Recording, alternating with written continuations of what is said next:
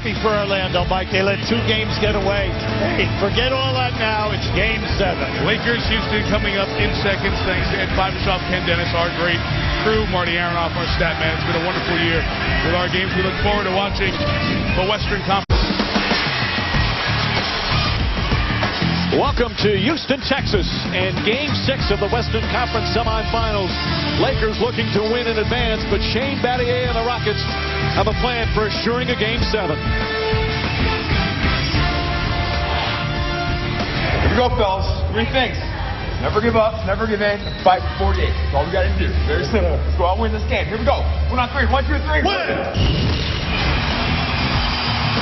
Well, the Rockets have their hometown fans fired up and ready to go. The Beat LA chants starting a while back. As you look at the Western Conference semis, the Lakers, if they win tonight, they'll face, yes, the Denver Nuggets. Congratulations to them for getting back to the Western Conference Finals. The Rockets have other things in mind here on their home floor, reminiscent perhaps of Game 4 when they pulled off the huge upset to tie this series at 2 apiece, but it's now 3-2 after the big Laker win in Game 5. Good evening, everyone. Along with Mark Jackson and Jeff Van Gundy, Mike Green on hand. Doris Burks will join us shortly. So what'll it be? Will the Lakers get that win in advance, or will this tough and gritty Rocket team force that Game 7? Mark, let's start with the Lakers. Denver Nuggets are waiting. Why is it so important for the Lakers to wrap it up tonight? Well, 2 reasons. First and foremost, you don't want to allow the Denver Nuggets to get too much rest. They took care of their business. Now it's your responsibility as a team to take care of yours. And then carryover effect. Good momentum last game. Get in the habit of playing the right way with a sense of urgency. Rockets, of course, undermanned. Yao Ming out for the rest of the season after the injury in Game 3. They pulled out that amazing win on Sunday. We were here for that. Do they have another one in them? I think they do, because they defend every night, they rebound, and then the great equalizer when you're undermanned is the three-point shot. They made 10 in Game 4. They were 5 for 29 in Game 5. They need to make the 3 tonight and defend the 3 well to force a Game 7. It's been a crazy couple of games. In Game 4, the dominant Rocket win. Game 5, the crushing Laker defeat of the Rockets. So as you look at tonight's starting lineup, presented by the film Taken on DVD.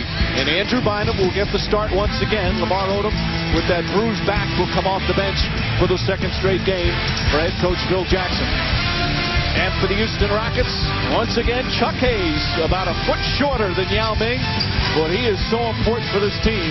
He'll get the start with Scola, Battier, Artest, and Aaron Brooks, who was sensational in Game 4. And let's check in right now with Doris Burks. Hey, Doris. Hey, Mike, you mentioned Lamar Odom's bruised back. He did say, in fact, that he has still experienced significant pain with that bruise. He said, I feel it most when I go to leave my feet to pursue rebounds or when I am posting up and trying to hold off a defender. He will give it a go tonight, as he did in Game 5, playing 19 minutes.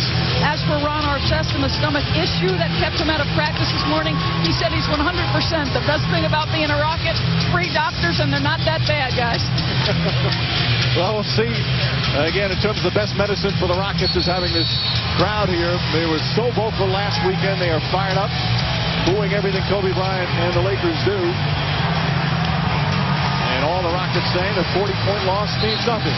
There's been a lot of 40-point losses in NBA playoffs. In fact, that was the 19th time a team has lost 40. Many times a team that loses come back and wins the next game. Let's see if the Rockets can do that.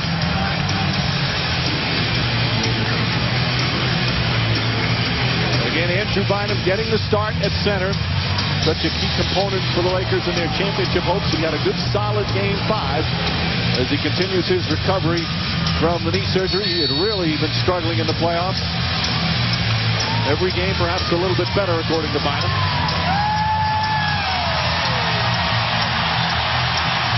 And a crowd fired up. A good start, critical for the Rockets. In all 11 of their playoff games, the team that had the lead after the first quarter won the game. It happened in the Portland series and in all 5 games of the LA Lakers series. There's Chuck Hayes out to Brooks. Brooks the runner. First shot won't go. Trevor Ariza with the rebound.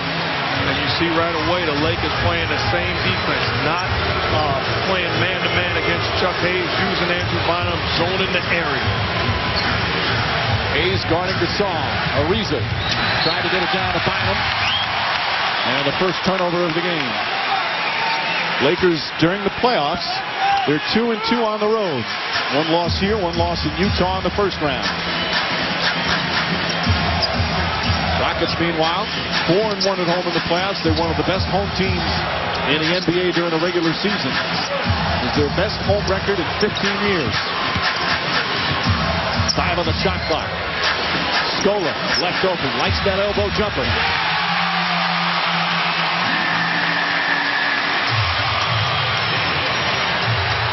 Shooting numbers in Game 5 for Houston, just 33%. Jeff, sometimes it just comes down to making shots. No question, and especially for a team that's undermanned, you're going to have to outshoot your opponent from the three-point line. Lakers have done an excellent job from the three-point line in the playoffs. Number 2 of all playoff teams. Scola inside, draws the foul. Pau Gasol talking to Bynum after that play, saying, you got to come over and help. And early on already, I like the patience of the Houston Rockets on the offensive end. 3 trips, 3 solid jobs of moving the basketball. That time, Ron Artest turning down the jump shot, feeding Scola underneath. And I agree, because Ron Artest, to me, is the ultimate wild card offensively. And he has struggled shooting the ball the last 2 games. Gave up a good open 3 to get a great shot underneath. Last 2 games, 4 for 19 and 4 for 15. Hasn't been in double figures in either game.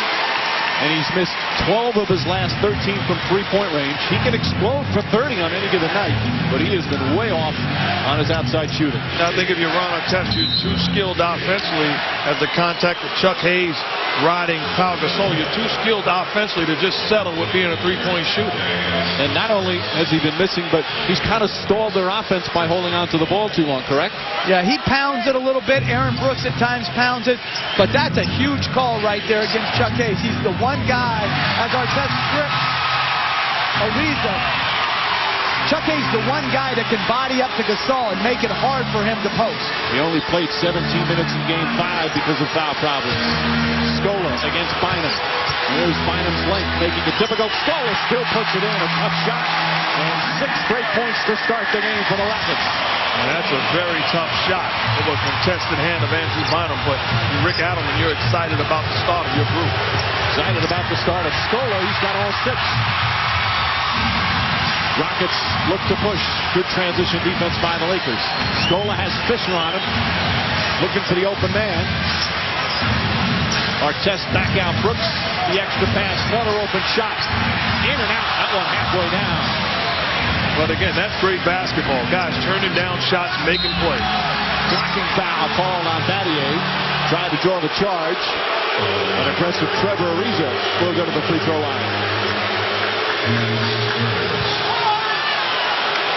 What I love about Scola is on his back-end move, patience, poise, got back to his favorite left shoulder, good right-hand jump hook to negate the size advantage of Bynum. Ariza, he's actually in the playoffs. He's their 3rd leading scorer. Ariza shooting 56% from the field, 53% from three-point range. He's done an excellent job, just continues to grow, a young player that's made a huge difference for them this year. And he's in a great situation because teams are going to continue to live with him making shots. When you're in the playoffs, you're playing against very good teams. You have to give up something, and teams are willing to give Trevor Ariza open look. Ariza, a very good defender, and he's guarding Artest, who has a huge bulk advantage on him. And Artest dribbles it off the foot of Ariza, so it's still Rockets ball, 7 on the 24. And Coach, I don't know if you agree, but that's a jump shot. If you're Scola, you have to shoot that shot. If Pau Gasol is going to play you in the paint, step in rhythm to shoot that jet. I agree with that, and I also like Artest thinking drive most of the time until that shot right there. Hayes, the offensive rebound. Brooks, the water bug, gets inside. Beautiful move from Aaron Brooks. He was the best player on the floor Sunday when he exploded for a career-high 34 in Game 4. And good adjustment by Brooks. You can't take it to the left as Ron Artest with the steal. A near-perfect start for the Rockets. But what I'm saying, Mike, is you can't take it to the length of the Lakers. You have to finish like Tony Parker, teardropping from the dot. Rockets opened up 9-0 on Sunday in Game 4. And they've opened up 10-1 here. Bryant, hand in his face. Excellent defense from Battier. Although Kobe Bryant thought there was a foul. And Brooks too far ahead for Chuck Hayes. Hayes can run, but not that fast. And turnovers will be critical for the 5 games. The Rockets have had more turnovers than assists.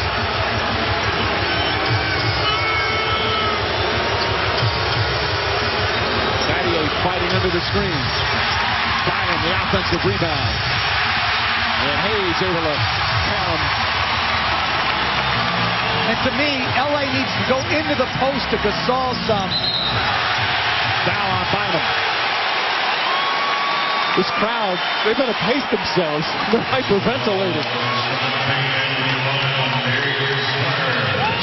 Well, Battier just does what he does.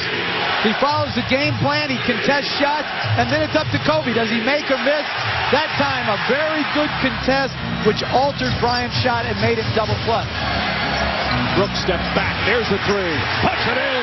13-1. And Phil Jackson, who doesn't like to call timeouts early, has to. And here's the first standing ovation of the night.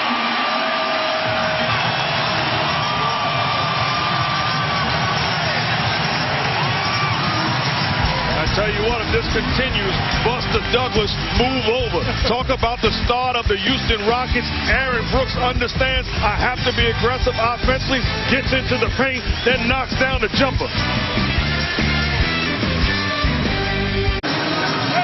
Houston Rockets off to a tremendous start, 13-1. Once again, bouncing back from a disastrous Game 5 in Los Angeles, where they were never in the game, lost by 40. Of course, that followed the terrific Game 4. Not many people outside the Rockets locker room giving them a chance to win the series. Shane Battier not wavering about their chance tonight. We expect a good effort. We can't promise results, but we expect an effort. We know when we give an effort, we have a shot to win any game because we play hard, and the challenge is great. No question about it. We need to find ways to score and find ways to take care of the ball, but no better place to do it than here. And they are boosted by the home crowd. Meanwhile, Lamar Odom has come in. Bynum will sit. Also Luke Walton. So Bill Jackson, an early timeout, which is rare, and some early substitutions. Jackson misses. Hayes the rebound.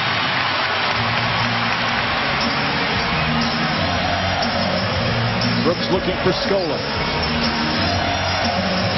Scola. Nice move inside. Scola, 8 points already here in the first quarter. Somewhere Hakeem Olajuwon is smiling because that's a big-time post move by Louis Scola. As Fisher can't hit. Battier the rebound. This is so reminiscent of the start in Game 4. I thought they played a lot better in Game 4 than this. This is unbelievable. I mean, they're just pounding them inside, getting whatever they want. Scola again, out of foul. 17-1.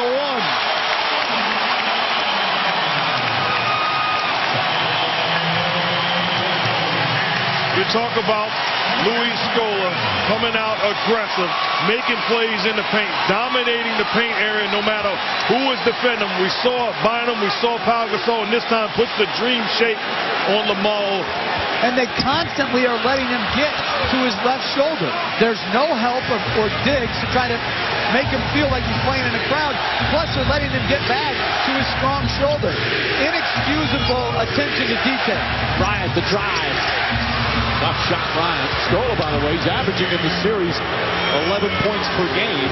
He's got 10 points in the first 6 minutes.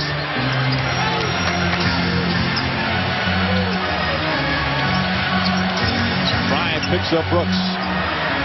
Artest wants to post up Walton. A lot of dribbling once again. Shot clock at 2. Scola has to put it up. Nope, 24-second violation. Second turnover for the Rockets. Now you're going to think I'm crazy. So Before you say anything, I'm qualified. you already got a head start. Right. I already think. All right. I'm putting Kobe Bryant on Scola and putting Lamar Odom on Battier. I want someone who wants to compete with him right now. And I don't see any competitive spirit in the post right now defensively. It's a surprise. I don't think you're crazy for it. Scola again, this time against Gasol. He's got 12 points. But it's coming right back to his left shoulder again. The catch is too easy. The jump hook is too easy. Bynum perhaps makes it a little more difficult for Scola with his size, but he's on the bench right now. Gasol for Bryant. Shot clock at 6. Gasol left open. Lakers 1 for 11 and 3 turnovers. They scored 3 points in 7 minutes. They had 118 last game. Hayes to Artest. Artest gets inside the drive. Brooks back to Scola. Up top, Battier just gets it off. Blocked by Bryant. And a 24-second violation. Now 3 passes too many for the Rockets.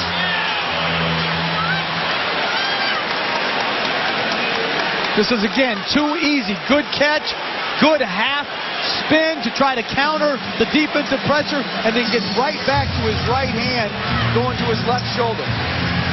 Lakers during the playoffs are averaging 13 points per game less on the road than at home as Bryant can't get it to go. Kobe Bryant now 1 for 6 from the field.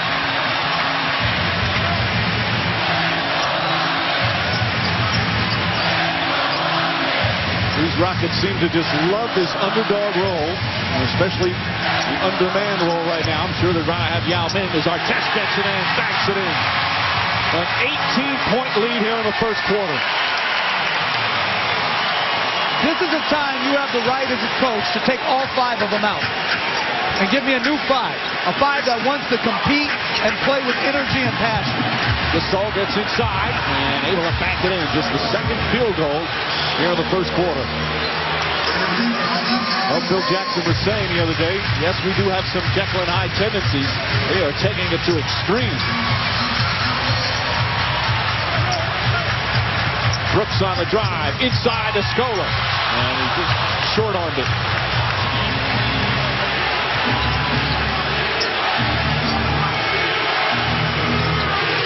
Bryant the drive, pretty left hand, won't go. Scola the rebound. Scola 12 points and 5 rebounds here in the first quarter. And we still have 3 minutes. Artest continues to struggle from downtown. Fisher.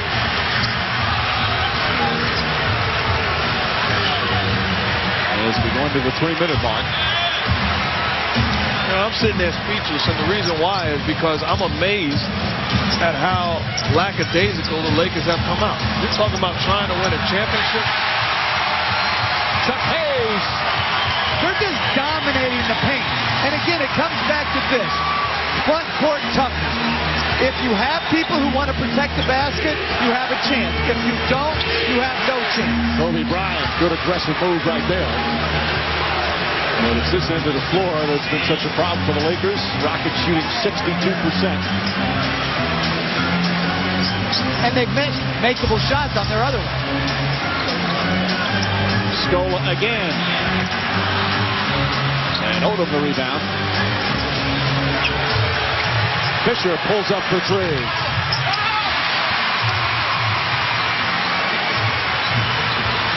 2 minutes remaining in a dominant first quarter. Rick Alderman wants to talk it over. They're up on their feet again here at the Toyota Center. Luis Scola, who Shane Battier calls the most underrated player in the NBA.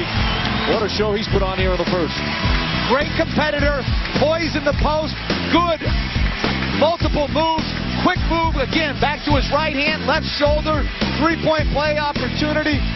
Rockets up 14 and rolling. ESPN's presentation of the NBA playoffs, brought to you by Taco Bell. 23-9, Rockets off to a terrific start. Kobe Bryant struggling in the early going. Missed 6 of his first 8. Mark Jackson has done an excellent job defensively. Early, it's the help behind Shane Battier, but it's also Shane Battier keeping a body on Kobe Bryant, following the game plan, the strategy, contesting every shot, not giving him a wide open look, fighting through screens. You talk about when he goes up, you go up as a defender. Doing an outstanding job of not surrendering an inch.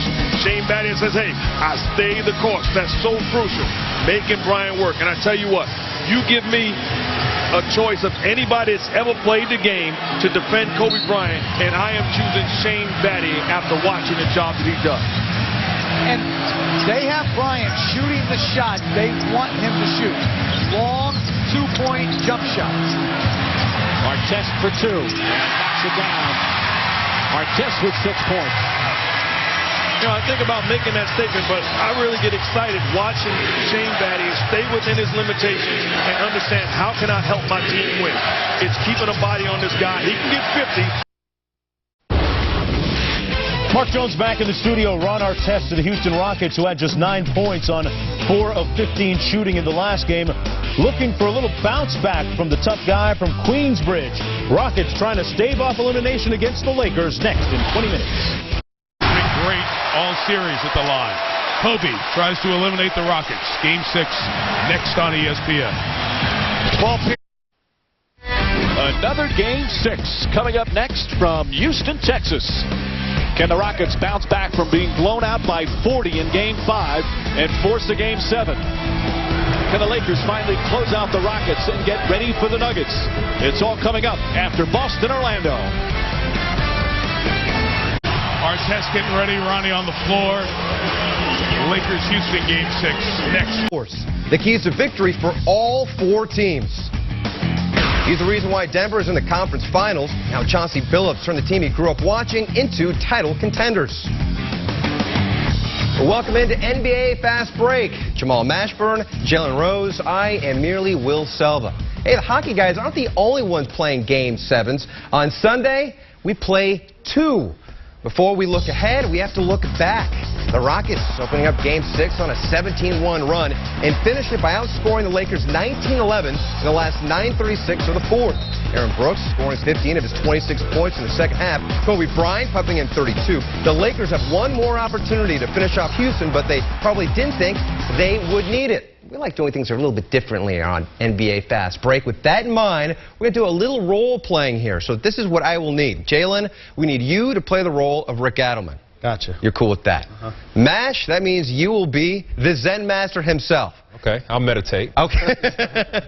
How do you think you will beat him in Game 7? Well, first and foremost, I think Rick Adelman is a great coach. Let me tell you that first and foremost. But I'm going to have to, with no pep talk, that's what I'm going to do. We played 8 preseason games.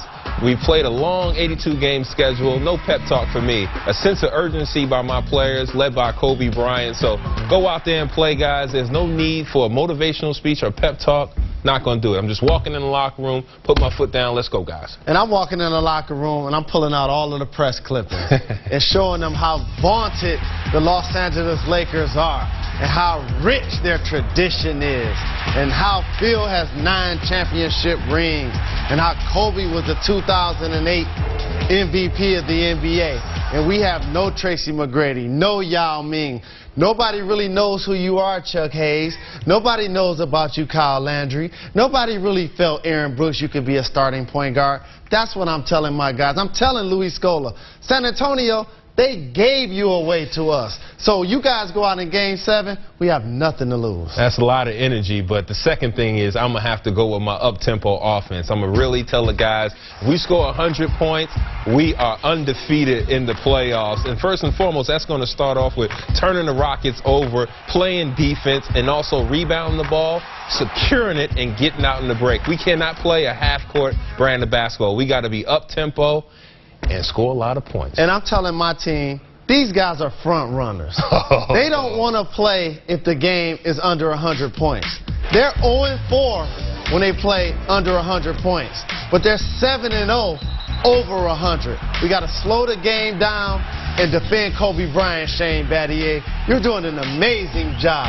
And like Mark Jackson said, if I had to pick one person in NBA history to guard Kobe Bryant, it would be you, Shane. It would be you, Ron. You guys keep him out of the paint. You guys put us in a position to win. Kobe doesn't trust those guys. I can't believe you just went with Mark Jackson as a tactic. But I'm going to have to go with interior toughness for my team, the Los Angeles Lakers, and that's Andrew Bynum and Pau Gasol. I need you guys to play big, not just on the offensive end. I need you defending. I need you rebounding. I need you blocking shots, controlling that paint area because they have dominated us in that paint area. So dominate the paint, Andrew Bynum and Pau Gasol. And I'm telling Aaron Brooks, speed kills. Have you seen Derek Fisher? I don't know if that's called a defensive stand that he's in when he's in front of you, but it seems like when you're going left or right, he's still standing still. You're blowing by he at will. And Jordan Farmar and Shannon Brown. We're going to put the basketball in your hands like I promised you when we traded Rafer Alston to make this your team. And you break down the defense. You make the other guys better. You get everybody open shots, and you're going to put us in a position to win the game. Final thought, bring it in, guys. Let's go get this one. Now go meditate, Zen Master. Here you go. There you go. Meanwhile, Boston going the distance for a second straight series. Dwight Howard complained about not getting enough touches in Game 5, but in Game 6, Howard attempted 16 field goals and finished with 23 points, 22 boards, and 3 blocks. Orlando rallies back after being down double digits to force Game 7. Patrick Ewing guarantees the Magic will win. It's a whole team. Everyone has to step up in the Game 7, bring your A game, go out there, put with your hearts on your sleeves, and come away with a win. Even though I'm not playing, I'm guaranteeing a win. Patrick Ewing getting into it. He said he's not playing. So. I guess so. Either way, we'll continue the role playing here. So, Jalen, we'll need for you to be the one and only Doc Rivers, okay? So, Mash, that means you'll be Stan Van Gundy. So how does Stan Van Gundy make good on Ewing's guarantee? I look better than Stan Van Gundy any day. But first and foremost, I'm going to have to feed Superman. Even though he came at me in the press, I have to go with Superman. That's Dwight Howard. Give him the ball early and often. When he gets 30 touches, you see what he can do. In Game 6, 20-plus points and 20 rebounds and a bunch of blocks. So get Superman the ball immediately. Get Kendrick Perkins and Big Baby Davis in foul trouble. And I'm telling my team, we're the defending world champions. All we need is to bring a defensive presence. Then these young guys will falter, like Dwight Howard did in his post-game conference, like Rafer Alston did when Eddie House was lighting him up from three-point range. We don't have Kevin Garnett. We don't have Leon Poe. But Perkins, you're doing a tremendous job locking up Dwight Howard. I'll show him the film of Dwight shooting his running left-hand sky hook. That's from Patrick Ewing. A la a ghetto Kareem Abdul-Jabbar, and it never goes in. If we play defense and we force these guys in a tough shot, we can get this Game 7. Well, I'm telling my Magic bunch, gang rebound the basketball. It just can't be about Dwight Howard. I need more rebounds from you, Hedo Turkoglu, who's averaging 2 rebounds for the series. You too, Rashard Lewis, just averaging 6 rebounds from that power forward spot. And another guy I'm going to have to go with, Rafer Alston. You have to keep Rajon Rondo off the glass. That's how we'll win the game. And I'm telling my team, we have to dominate the paint. We got to find a way to drive the basketball. Perkins, I'm going to throw you a bone every now and then. Big Baby, I'm going to throw you a bone every now and then. But we need to pick, roll, and drive to the paint. Get Paul Pierce to the free throw line. Get Ray Allen, Rajon Rondo to the free throw line. Because if we continue to attack Dwight Howard, he will get frustrated at his perimeter players because they continue to allow us to dribble penetrate the defense, and he's the only physical presence they have. Well, that's a great strategy there, Doc. But I'm going to have to attack the basket, tell my players, attack the rim. That's what you do. Not just Dwight Howard, but we cannot settle for three-point shots. When we got big leads in games, it was because we were in transition, going to the basket, not settling for those jump shots. Remember, the Boston Celtics defend the three-point line, pump fake Rashard Lewis, go to the rim, attack Big Baby Davis and Kendrick Perkins in the middle. And my last thing is, we know Paul Pierce can be clutch. He was the Finals MVP. We know about Rajon Rondo. He's been the second-best point guard throughout the playoffs. I look at Ray Allen and say, you remember the movie He Got Game? You're Jesus Shuttlesworth. There's no way you should go 0 for 7 from 3. We need a 50-plus point game like you gave the Chicago Bulls. If you produce, we know that we can win this game 7. Ray Allen, 5 for 36 from behind the arc, of course. Boston and Orlando play Sunday night, game 7.